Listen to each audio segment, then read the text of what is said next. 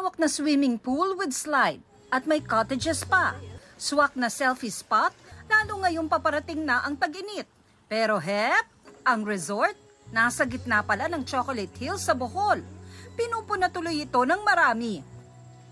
Lalo't ang Chocolate Hills, deklaradong protected area at National Geological Monument noong 1997 ni Nooy Pangulong Fidel Ramos. Kabilang din ito sa mga Global Geopark ayon sa UNESCO.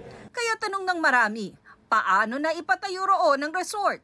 Sa Senado, naghain ng resolusyon ng Senate Tourism Committee para imbestigahan ito.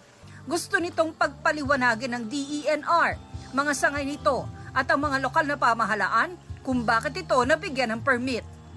Ayon sa Sangguniang Panlalawigan ng Bohol, pinaimbestigahan na nito ang pagtatayo ng resort sa bahagi ng Chocolate Hills na sakop ng bayan ng Sagbayan.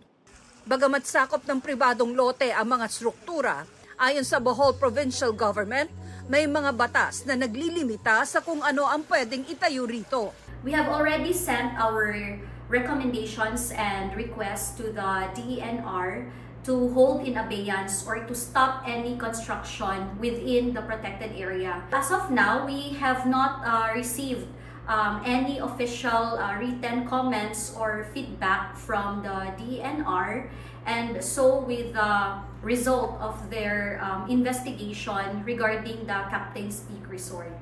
Sabi ng DENR, kung natituluhan ang bahagi ng Chocolate Hills bago ito ay deklarang protected area noong 1997, kikilalanin daw at irerespeto ang karapatan at interes ng pribadong may-ari.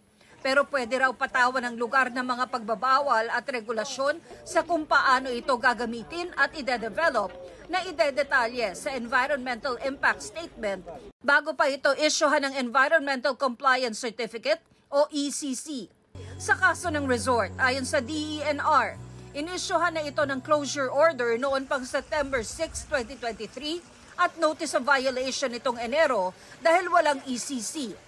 I-inspeksyonin daw nila ang lugar para ipatupad ang closure order. Under the local government code, it's the municipal government that has the primary duty to issue the cease and desist order also and maybe a closure order. Kasi sila din ang nag-issue sa building permit and the mayor's permit. The governor sa provincial government, we can do our supervision making sure na enforce talaga ng municipal government ang batas. Ayon naman sa Department of Tourism, hindi accredited at wala ring application for accreditation ng resort sa Kagawaran. August 2023 pa raw sila nagpahayag ng pagkabahala at nakikipag-ugnayan sa Kapitolyo ng Bohol kaugnay ng issue. Patuloy pa rin hinihinga ng panayam at pahayag ng GMA Integrated News ang may-ari at pamunuan ng naturang resort. Para sa GMA Integrated News, Tina Panganiban Perez, ang inyong saksi. Kinalulungkot ng Captain's Peak Garden and Resort, Bohol, ang pambabatiko sa kanilang construction activities sa Chocolate Hills.